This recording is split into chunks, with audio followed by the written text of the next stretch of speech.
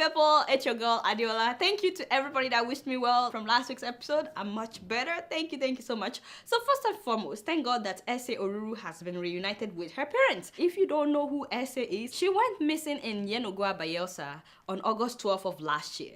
And the mother found out a man from Kano by the name Yinosa, who's also known as Yellow, left a message that he has sold his keke napep and that he went back to Kano with their daughter to convert her to Islam and to marry her. She was 13 at this time. Of course, the mother was in disarray, so she went to Kano. Now, as the father of the abductor later confirmed, he said that he took his son and Ese to the head of the village where they live in Kano because he as a father did not want his son to bring Ese. It was the head of the village that took the matter to the district head, and then the district head took the matter to the emir of Kano. When Ese's mother got to the emir's palace, they didn't let her in, even though she saw her daughter when they brought her with 2 police escorts. And the guy that kidnapped her was with her. So she said that her daughter already wore hijab and the girl was looking at her like Momo, like she was under some kind of spell or something. They call us Aisha at the door where are the hijab for Ibodo. Now only her face only now I think no say my daughter be this now. So it's just they look me like Mumu. According to the mother, she was told that the emir said they should go to Sharia court. That's so funny because this girl is a Christian. The mother is a Christian. Why Sharia court? Last time I checked, Nigeria is a secular state. Why do you even need a court to decide that a minor should be released to her mother?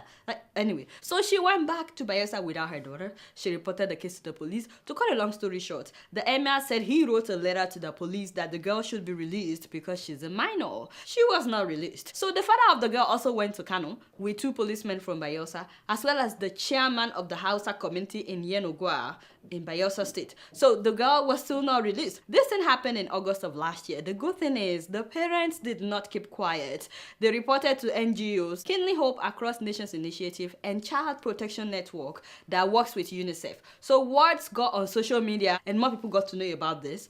Punch newspaper also created an app to help to spread the news. So she was finally released to her parents at the beginning of this month. So many things bothered me in this story. First of all, the audio that was released where the girl in an interview said that nobody forced her to convert to Islam or get married, that nobody kidnapped her. That bothered me because she also said in the same audio that she was 18. Her elder brother is 16. How can she be 18? Something was off. Personally, I think the girl was either brainwashed, hypnotized, or did somebody tell her this is what you must say when they interview you? I don't know, because I heard that she wasn't like that. I heard that she was going to school, she loved going to school. Why the sudden decision to get married and abandon education? And by the way, if she was eloping with her lover as some people claimed, how come she didn't take anything with her? Nothing. She just left like that. She didn't even take her favorite dress. She would just live like that if this was a planned elopement.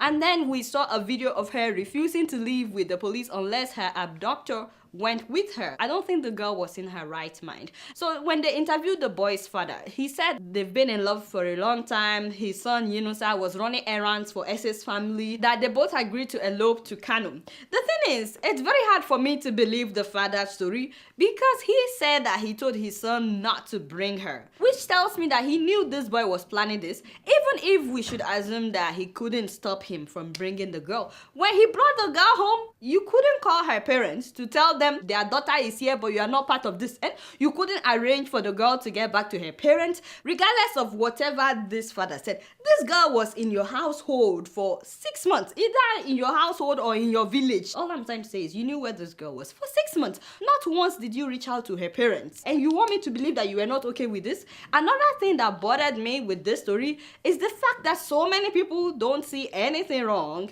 that a man, and yes, Yunusa is an adult because his father said that he's 22. They don't see anything wrong that a man would take a 13-year-old girl with him to another state without telling her parents. I mean, that was a clear case of kidnapping somebody's child. How about? Yunusa go call me, tell me, say, madam, you know, go see your pikin forever. That is kidnapping now. Because say me and I say me to go carry your pikin. Now that go take rich. We food do I go take know yourself, not the way they go feed do the emir.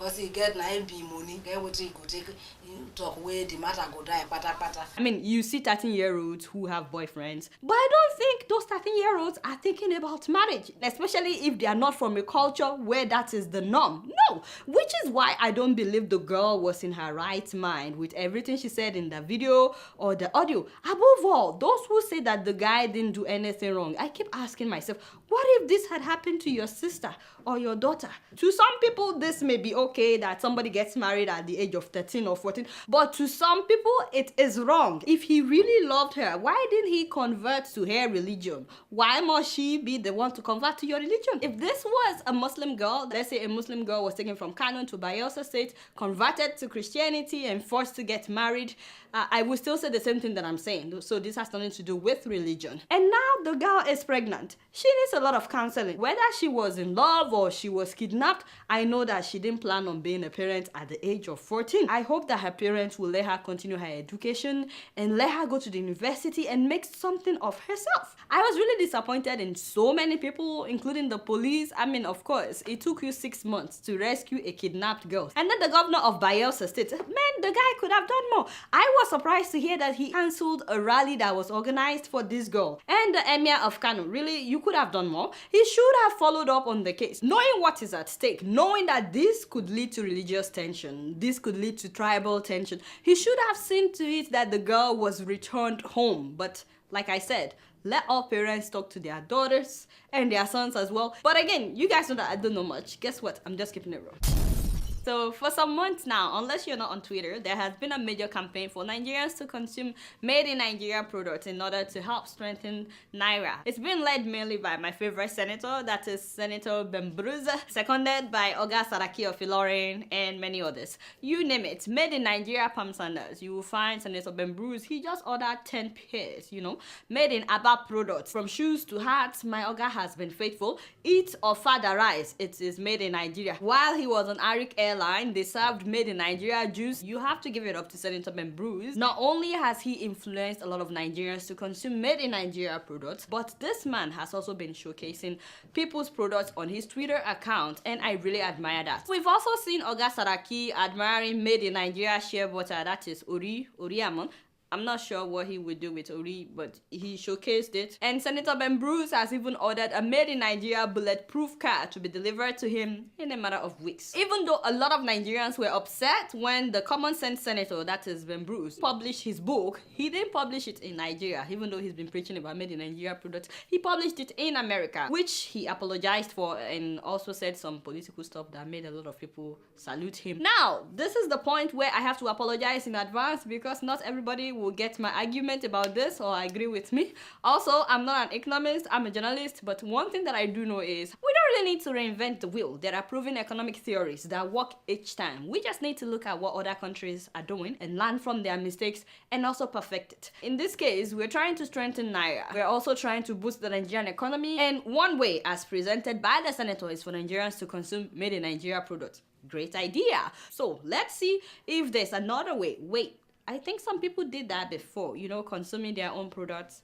It's called import substitution industrialization, an economic policy which advocates replacing foreign imports with domestic production and consumption. A few countries have tried that. India and a number of Latin American countries, they tried it. It didn't work.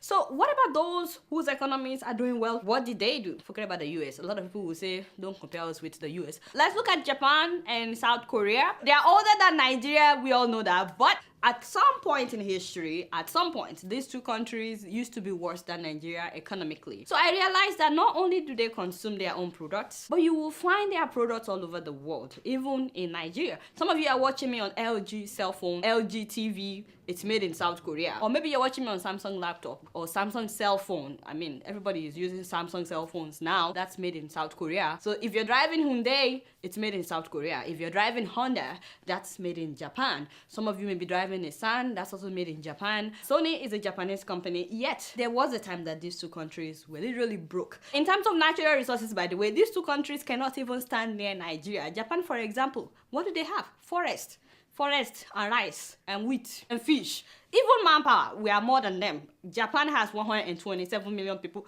We have about 180 million people. Japan experiences all kinds of natural resources, including volcanoes, earthquakes, tsunamis, typhoons. Nigeria doesn't experience any of this. I'm just trying to say that they are not better off. They do have deposits of gold and magnesium and silver, but it's nothing compared to the amount that we have in Nigeria. Japan is largely dependent on foreign sources for many of the minerals essential to modern industry. They import iron ore, coke, copper, and bauxite. Japan is the world's largest importer of coal. Wait a minute, Nigeria produces coal? No, so never mind.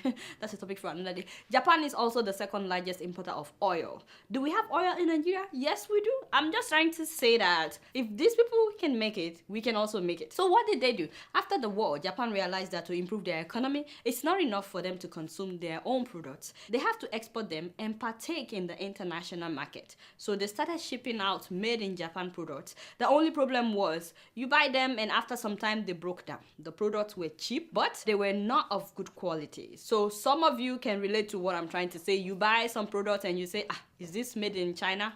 Forget it. You already know that it will soon break down. So people were making fun of Japanese products. It's just like telling people to buy made in Nigeria products now, you know. A lot of Nigerians make cars, a lot. I've featured some of them on this show, but do you think that people outside Nigeria want to ride made in Nigeria cars right now? Let's say I wanted to buy a car. Why wouldn't I order from this guy? Or this guy?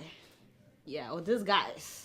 I mean, we featured all these guys. Some of you, when you see made in Nigeria products on the internet, you just laugh. Sometimes I will post stories of people that made a new car or something, like I posted this one. If you see some of the comments, don't get me wrong, Innoson Motors are great. And you know they are doing wonders right now, Innoson Motors. Why don't people in America order Innoson Motors? Should be people in Nigeria are ordering cars from America, they are shipping them to Nigeria. Quality control, quality. There's something that was introduced to Japan in July of 1950 by an American man known as Dr. Edward Deming. And when you have time, you can read this article titled Deming Influence on Post-War Japanese Quality Development. Quality development. He taught them the importance of using control charts to manage quality in their products. It's not enough to produce stuff. They have to meet certain qualities, especially if they want to take part in international market. So Japan began working on quality. It took about a decade for the Japanese to understand quality to the point where they began to see that they must address both target quality and finished quality in order to produce superior products. Not just any product, but superior. And look at what's happening today. When you buy a made in Japan car, you know that it will last for a long time. And that, my people, is what Nigeria needs to work on. For those who are confused, the cocoa of my sermon is, if Nigerians are making products that meet world quality standards, people from all over will buy them. But before that can happen, number one, Nigerian government and private sectors, rich people, they have to support those that are making products, which is why I've said several times that if you have someone like these guys in America, I've featured several of these guys, by now they will be celebrated, they will be supported, and they would invest in them. So it's not just the government, but private sectors. It's not just to talk about their products on Twitter, but you can actually invest in what they're doing. America not only supports their farmers, but they also subsidize their products. That's why you can buy a gallon of milk for like $2, $3. You cannot import milk from outside America and buy it for less than what is being produced in America. Does that make sense? Because the government of America supports the farmers in America. Anyway, so the second thing we need to do is, we already have a body that was set up to monitor the standard of products made in Nigeria. They are known as SUN, Standard Organization of Nigeria. And I think right now what they do is to monitor the products that are being imported, which I've heard that they don't do a good job of that as well. But the government needs to empower this body so that every product that are made in Nigeria would have a certain standard that they must meet, the international standard. So that whatever we make in Nigeria would be desired outside of Nigeria, even if not in America. At least Nigeria should dominate the African market. You should be finding made in Nigerian products in different parts of Africa. We have everything that we need to make products of international quality, by the way, in Nigeria. And I will talk about that another time. But today, I just want to say that it's not enough for us to consume made in Nigeria products. The government and private sectors first of all need to invest in the made in Nigeria products. We must be able to make quality products that the whole world would want. And we need our own trade deals so that our products can go into other countries, compete with other products. So that's how we would make money, because we would be selling our products at the international price outside Nigeria, and it will also strengthen our currency. So don't be upset that the common sense senator would rather publish his book outside Nigeria, because even he knows that he will be getting quality product if he does it outside Nigeria. That's why he did it. Everybody wants quality, including our senators. But again, I don't always make sense. So what do I know? Guess what? I'm just keeping it real. Growing up in Kenya, my sister and I were very close. But like any sisters, we fought a lot. She always got new clothes, and I always got hand-me-downs. Now she's putting her children through school in Kenya. We still fight sometimes, especially when I send money for the kids. I tell her, buy some clothes for the younger one, and we both laugh. With nearly 500,000 locations, our app and online, this is moving money for better. So I got an angry email from a Zimbabwean, and I was like, what have I done to the people of Zimbabwe? So of course, I did my cross and I tried to read this is what the email said. Adeola, you. How many times have I called you? Why are you so silent about our Zimbabwe crisis? The dictator is planning $1 million birthday party at our expense. What? And then he said that the government is forcing the poor people to raise money for the birthday party, whether they like it or not. Please be our voice. Let the world know. We are sick and tired of this. It's time for Mugabe and his Gucci disgrace to go. Whoa. Okay. So they are not upset with me. He was upset with Mr. President, Oga Mugabe, what's up, my Oga? Because apparently they made people contribute money for Mugabe's birthday. I said the devil is a liar. Imagine Buhari telling Nigerians to contribute money for his birthday. Hell no! So why the people of Zimbabwe, why must they be subjected to contributing money for Mr. President's birthday? This is a country that recently declared a state of disaster because of drought. And then I've heard that this is the worst that they've seen so far. They said that a quarter of the population may lack food this month and subsequent months because of poor harvest. That's a lot of people when the population of the whole country is 14 million. Yet they were collecting offering from the same people. In case you don't know, Mugabe turned 92 last week and the party went on for a whole week. They slaughtered 50 cattle. Okay, that's just wastage. And then they released 92 balloons into the air and they cut cake upon cake upon cake, $800,000. They organized all kinds of concerts for a whole week. They had street parades. They bussed people in from all over the country to come and celebrate. There was one cake that weighed 92 kilograms. That's about 200 pounds. Different ministries, different government departments were organizing parties for Mugabe. The Ministry of Health will organize their own. The Ministry of Education will organize. It's like a competition. Yeah, this is how they wasted $800,000. I mean, it was huge. It was huge. They basically compared him with Jesus Christ. They even printed out posters that said this Mugabe's birthday is like the birthday of Jesus Christ. Keep in mind, this is a country that fails to pay its workers' salaries on time, and people are going through the worst drought in living memory of Zimbabwe. Yet they are spending almost $1 million on Mr. President's birthday. And very recently, he donated 300 cows to the AU. It's just ironic. His own people are dying of hunger, but he's making donations that will make other people see him as hero.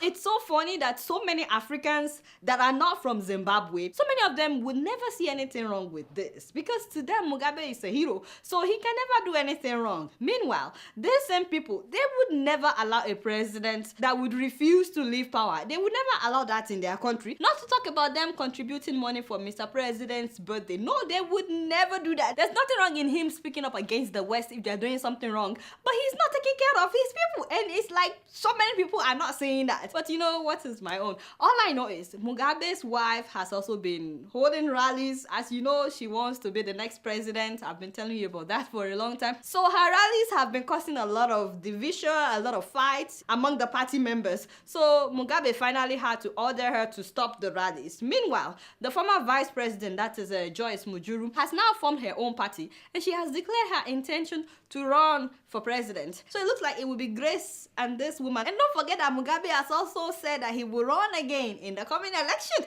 I will keep you all posted with the election in Zimbabwe. Again, happy birthday to my Mugabe. And to the person that wrote me, my brother, I feel your pain. I am so sorry that you had to contribute your hard-earned money for Mugabe's birthday. Don't worry, everything will be okay. Anyway, you guys know I don't know much. Guess what? I'm just keeping it real. So before I read emails, last week I was really sick and a lot of people reached out to me wishing me a quick recovery. I am so grateful. I really appreciate every one of you. I won't be able to mention all of you. But I'd like to thank Oluwase Yodewale, Papa Chidalu Namane, Shitu Maruf Adeola from Norway, Femi Ojo, Adaiti Kadams, Oluwadamilola Apotieri Oluwa, Adeniyi Ayodeji, Raji Enesi Uma, Sabrina Charalambos, I'm so sorry if I didn't say your name correctly, Abdurazak, Hussein, Vincent, Franklin Maxwell, and so on and so forth. I just want to thank every one of you that wished me well. I feel much better. I really, really appreciate it. So the first email that I'll read today is very long and it's very sad. So I'll just paraphrase what the person wrote. His name is Ekem David, and he wrote me about something that happened in Unsuka. He titled it Black Day in Unsuka, and he told me what happened when a secondary school was going on an excursion and a truck driver driving for Aliko Dangote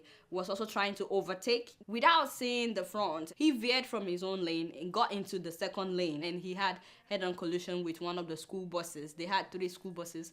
So he hit that school bus. About 4 students were critically injured, but one of them died instantly. So this is the picture of the young lady that passed away. May her soul rest in peace. It's very, very sad. I have details of, all the pictures that he sent, everything that happened. I have them on my blog. The government needs to take this up. This has been happening not once, not twice with Aliko Dangote drivers. Something needs to be done. Something needs to be done. This girl had dreams. There were things that she was hoping to do with her life. I don't think it's fair that her life was taken from her just like that. The worst part of this is that the driver fled the scene knowing that nothing would happen. He didn't even try to help them as they were carrying these students, trying to get them to the hospital. And then we also need rest areas. When you're driving for a long time, there should be places where you can stop. We have them all over the US when you're driving, because some of these drivers, especially truck drivers, they may have been driving all night and they sleep when they are driving. So there are so many things that needs to be taken care of, because this is not an isolated case. The next email is from Larry Adelokun, and it's very long, but I'll read part of it. I booked a flight from Lagos to Kano, and that was meant to fly on Thursday morning at 6 a.m. I received a text message that my time of flight has been changed to 5:50 p.m. Could you believe I was stranded at the airport from 4 p.m. till 9 p.m. without any reason? The staff could not address us. We called the customer care and we were told that the flight would pick up in 20 minutes. After an hour, we could not even reach the customer care again. Then the manager came to tell us that they don't have fuel. They don't have fuel. Oh God. That we should stop shouting. He said that some people were trying to fly since yesterday, and up to now they have not, and they are still amongst us. So please, what is this country turning into? There was no fuel for flights, no address system. Funniest part is that they made us check in before starting all this drama. Peace out in anger. Oh, I am so sorry, my brother, that this happened to you. Can you imagine? They changed the flight from 6 a.m. to 5:30 at night, and then the guy got there from 4 p.m. The flight did not take off till after 9 p.m. and they didn't give any reason. They were even telling them, stop shouting. Some people have been here since yesterday. They are yet to fly. What is your own? Why are you causing drama? Just imagine how ridiculous that is. They are not even ashamed of the whole thing. Anyway, this is so sad. I wish he would include the name of the airline, but he didn't. So I can't tell you what airline it was, but this is really sad. Nigeria needs to work on a lot of things, especially our aviation industries. All right, guys, so that's all the time that I have for emails today. Please keep sending your emails to adeola.keepingitreal@gmail.com. Before I sign out, I want to tell you guys an exciting news about our show, This American Life Self, that we held here in New York in December. Guess what? We're coming to Boston in April. Yes, Boston. Hello. I have been looking forward to meeting my people in Boston. So we will be coming to Boston in April. Make sure you get your tickets on time. April 16th. Yes, it's going to be a wonderful night. All right, y'all. It's been real, and I'm keeping it real right up in here. Do not forget to follow me on Facebook, Twitter, and Instagram. Until next week, I'm going to see y'all later. Peace out.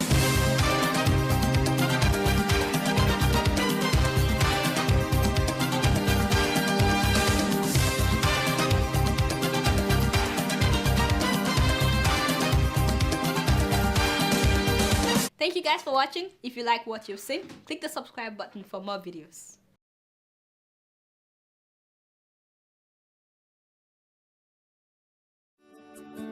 Welcome to Forstview Luxury Hotel. At Forstview Luxury Hotel, we offer excellent service. Our rooms have all the necessary facilities to make your stay comfortable and memorable. You will also have access to internet service, breakfast, 24-hour power supply, full air condition, free international calls, free tire pumping service, and free car battery charge. So what are you waiting for? Quickly visit Forstview Luxury Hotel. We are located at number 1 Adeola off Raji Rasaki Road, First Estate, Amuwo, Odofin Festac, Lagos. For more information or reservation, please call us on 08075787135 or 08099900601. You can also take advantage of our online ongoing promo at www.forceviewhotel.com to make your reservation and payment for your favorite room, which attracts a discount rate. Please note, rooms are reserved based on first come, first serve. Forstview Luxury Hotel. Experience the home of comfort. They come.